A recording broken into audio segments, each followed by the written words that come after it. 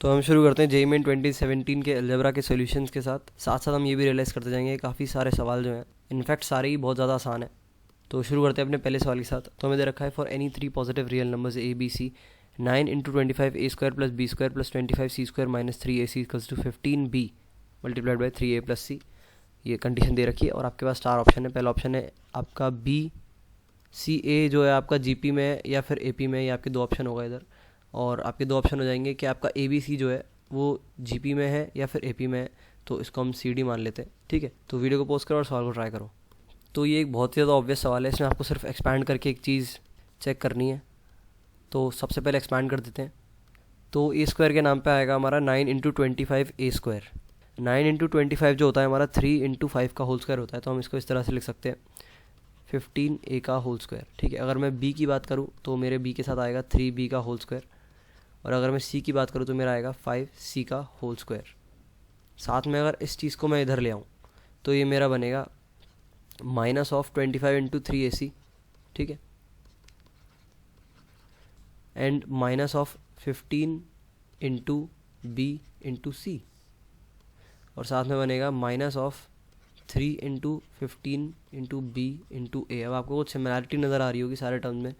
यहाँ पर हमारा 25 3 है ए और सी के साथ, और सी का कोफिशिएंट जो है हमारा, इसको हम 25 इंटू 3 की जगह लिख सकते हैं 15 इंटू 5। ठीक है, बात वही रहेगी, एक 5 को मैंने 3 में डाल दिया, तो इसको हम लिख लेंगे 15 इंटू 5। तो यहाँ से आप सिमिलैरिटी देखो, हमारा सी का कोफिशिएंट 5 है और ए का कोफिशिएंट जो है 15 है, मतलब इनका स्क्वायर। और अगर हम बात करते हैं बी सी के कोफिशिएंट के बारे में, तो फिर वो 5 और 3 साथ में आ रहे हैं, और same goes for b and a, 15 and 3। तो ये हमारी इस तरह की इक्वेशन बन गई, जिसको हम इस तरह से लिख सकते हैं a square plus b square plus c square minus 3 नहीं सॉरी सिर्फ ए बी आएगा, minus a b minus b c minus c a is equals to 0। जब हमारी ये कंडीशन होती है तो हमारे ए बी और सी तीनों इक्वल होते हैं। ठीक है, ये बेसिक अलजेब्रा का पार्ट है। और अगर हमारे ए बी और सी इक्वल हैं, इसका मतलब हम यहाँ से डिराइव कर सकते हैं कि हमारा 15 a is equals to 3 b is equals to 5 c है, और इसको लैम्डा के बराबर मान लेते हैं। तो हमारे पास आ जाएगा a is equals to lambda upon 15, b is equals to lambda upon 3, और c is equals to lambda upon 5। अब चेक कर लो, यहाँ से हमें क्लियरली नज़र आ रहा है कि हमारे बी सी और ए हमारे ए पी में है, क्योंकि हमारा ए प्लस बी बराबर 2c है। अब बढ़ते हैं अगले सवाल की तरफ। तो हमको ये बाइनोमियल सीरीज़ दे रखी है और हमें इसका सिंपली सम निकालना है। तो ये भी काफ़ी आसान सवाल है। देखो 21 वाले जो सी हैं वो सारे अलग कर लो और 10c वाले सारे टर्म्स अलग कर लो। तो ये हमारा बन जाएगा 21c1 प्लस 21c2, और ये हमारा जाएगा 21c10 तक। इसको एक अलग ब्रैकेट में रख लेते हैं, और हमारा माइनस में आ जाएगा 10c1 प्लस 10c2, और ये हमारा आगे तक जाएगा दैट इज़ 10c10 तक। ठीक है, तो सबसे पहले अगर मैं इतने पार्ट की बात करूँ जो कि मुझे दिखने में बहुत आसान लग रहा है, तो हमारा समेशन एन सी आर की वैल्यू 0 से लेके n तक 2 की पावर n के बराबर होता था। पर यहाँ पर हमारा एन सी 0 मौजूद नहीं है, तो एन सी 0 अगर हम यहाँ पे ऐड कर दें और एक एन सी 0 घटा दें, n की वैल्यू 10 ऑब्वियसली, तो जो हमारी इतनी सीरीज़ होगी उसका सम 2 की पावर n आ जाएगा। तो ये हमारा हो जाएगा 2 की पावर 10 माइनस 1। एन सी 0 की 10 सी 0 की वैल्यू हमारी 1 होती है। अब हमारी बची ये सीरीज़, तो करते हैं इस पर बात।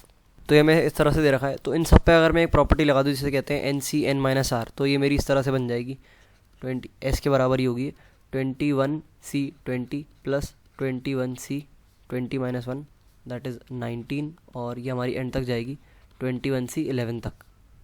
उसके बाद मैं इन दोनों को ऐड कर दूँ तो मेरे पास आ जाएगा 2s is equals to 21c1 plus 21c2, और ये हमारा आ जाएगा 21c10 तक। उसके बाद हमारा 21c11 से शुरू हो जाएगा, और ये हमारा जाएगा 21c20 तक। अब सीरीज़ हमारी दिखने में बढ़िया लग रही है, पर 2 टर्म मिसिंग है, एक पहला और एक आखिरी। ठीक है, पहला वाला टर्म हमारा 21c0 और आखिरी वाला टर्म हमारा 21c21, दोनों की वैल्यू सेम ही होती है ऑब्वियसली। तो यहाँ से हमारे पास इस सीरीज़ का सम निकल के आ जाएगा। अगर इसमें 21c0 21c21 ऐड कर दें और सब्ट्रैक्ट कर दें, तो हमने सिंपली 2 ऐड और 2 सब्ट्रैक्ट किया इसका मतलब, तो दिस विल बी 2 की power 21 minus 2 is equals to 2s। S की वैल्यू यहाँ से हमारे पास आई 2 की पावर 20 माइनस 1, और हमारे पास आधी सीरीज़ की वैल्यू कितनी आई थी 2 की पावर 10 माइनस 1। तो माइनस आएगा बीच में, माइनस ऑफ 2 की पावर 10 माइनस 1। यहाँ से हमारे पास निकल के आता है 2 की पावर 20 माइनस 2 की पावर 10 आंसर। तो यही बहुत ज़्यादा आसान था सवाल था। सिंपली एक प्रॉपर्टीज़ करनी थी कि हमारा समेशन एन सी आर की वैल्यू 0 से लेके n तक 2 की पावर n होता है। सिर्फ इतना दिमाग लगाना है, खेल खत्म।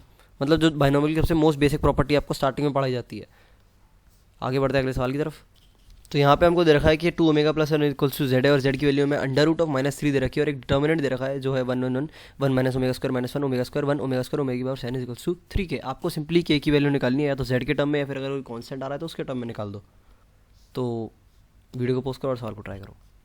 अब हम शुरू करते हैं इसके सॉल्यूशन के साथ। देखो सबसे पहले तो ये ओमेगा की पावर 7 ऐसे हमें डिजॉल्व करना है। ओमेगा की पावर 7 होता है हमारा ओमेगा, ठीक है, तो इसको ओमेगा ही लिख लेते हैं अंदर से हटा के। अब हमें सिंपली कुछ नहीं करना है, अपने डिटर्मिनेंट को हम एक्सपैंड करने की कोशिश करते हैं अपने जनरल तरीक़ों से। जब हम इसको एक्सपैंड कर लेंगे तो हमारी जो इक्वेशन बनेगी वो दिखने में कुछ इस तरह की होगी।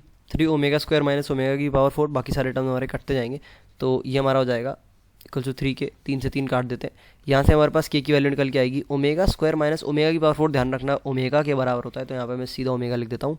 अगर किसी को ये नहीं पता तो इस तरह से देख लो, ओमेगा की पावर 4 हमारा ओमेगा क्यूब इंटू ओमेगा होता है और ओमेगा क्यूब हमारा 1 होता है। तो यहाँ से हमारे पास आ गया ओमेगा की पावर 4 इक्वल्स टू ओमेगा। खेल खत्म। हमारे पास आ गया के की value omega square minus omega. ध्यान रखना ओमेगा अपना वही nth रूट ऑफ यूनिटी वाला, थर्ड रूट ऑफ यूनिटी वाला ओमेगा है। आप यहाँ से कंपेयर करके देख सकते हो। ओमेगा यहाँ से आएगा हमारा -1 plus √3 divided by 2। Omega square इसी का कॉन्जुगेट होता है, और तो अगर वो इसका कॉन्जुगेट होता है वो दिखने में कुछ इस तरह का होगा, -1 और ये i भी आएगा, ठीक है, -1 माइनस √3i। ओमेगा स्क्वायर की वैल्यू लिख रहा हूँ मैं क्योंकि उसका कॉन्जुगेट होता है, ये चीज़ हमें याद होनी चाहिए, वरना आप अलग से निकालोगे तो फालतू में टाइम वेस्ट होगा। इन चीज़ों में हैंडी होना चाहिए। एनीवे माइनस आ जाएगा हमारा -1 प्लस √3i बाई 2। इसको जब आप सॉल्व करोगे तो आपका निकल के आएगा -i√3, ठीक है। और हमारी z की वैल्यू कितनी है, i√3, ठीक है। i√3 अगर हमारी z की वैल्यू तो ये हमारा -z निकल के आया है, तो this will be our answer. तो बहुत ज़्यादा आसान सवाल था, सिंपल। एक्सपैंड करने में हो सकता है थोड़ा टाइम लग जाए, ठीक है।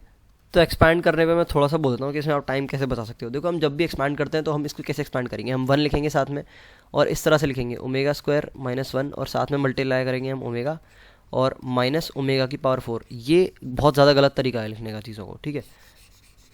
आपको स्टेप्स इस तरह से रखने चाहिए। आपने 1 लिखा, आपने सीधा इस ओमेगा को माइनस ओमेगा स्क्वायर -1 के साथ मल्टीप्लाई करके जो रिजल्ट आया वो लिख दिया।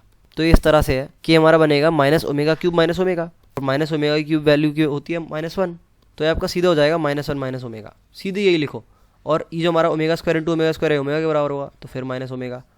तो इस तरह से जब जल्दी जल्दी ब्रैकेट्स खोलने लग जाओगे, आधी चीज़ें आपके दिमाग में हो रही होंगी, पेपर पे बहुत कम चल रहा होगा हाथ, तो जगह भी बचेगी और चीज़ें बहुत क्विक होंगी। तो जब भी एक चीज़ इंश्योर रखना, आप यहाँ पे सवाल अटैम्प्ट करते हो तो आपको ज़्यादा से ज़्यादा कोशिश करनी है कि सवाल आप उंगलियों पे कर लो जितना हो पाए। ज़्यादा से ज़्यादा पार्ट आपके दिमाग में चलना चाहिए। तो अलजेब्रा के बहुत ही कम सवाल हैं 2017 में हमारे, ज़्यादातर कोऑर्डिनेट और कैलकुलस से भरा हुआ है।